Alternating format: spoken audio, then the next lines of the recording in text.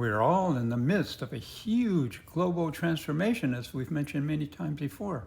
Look how many things are changing just like in the last 10, 20 years, which is just a blink of an eye in the march of history. Like the whole global structure, let's say America and NATO dominance, a unipolar dominance, is now being replaced by the multipolar BRICS country. Wow, that's huge. And as a matter of fact, we passed that tipping point where the BRICS countries are now have more economic power than all of America and NATO. It's in the global world. That's one huge change. AI. AI is going to change things so fast. It's doubling its knowledge every few months. I used to think it was every few years. No, every few months. It's going up exponentially. And that'll have huge consequences.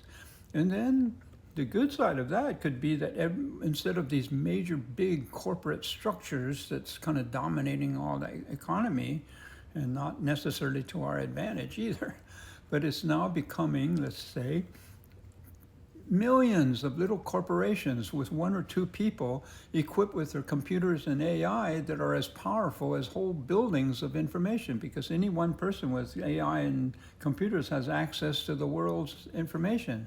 Boy, that'll be another shift, and so on. And so, given all these big changes, what's the best thing we can do about it? Like another big change, the limits of capitalism. Capitalism basically is based on profit, profit, money, money, money, profit, more profit, and the consequences are horrendous. As we can see with the huge division in values of a payoff, like the 1%, the 1%ers that own about half, a few thousand people in the very top own as much as half the bottom of the whole world, that kind of thing.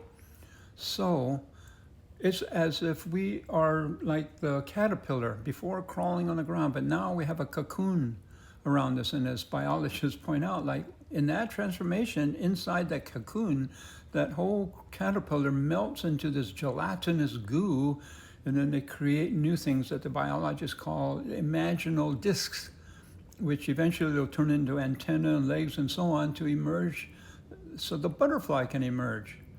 So if you look at that parallel, it would be like us talking about the birthing of the new humanity, the sixth humanity. So we're in that gelatinous goo part. Can we take it?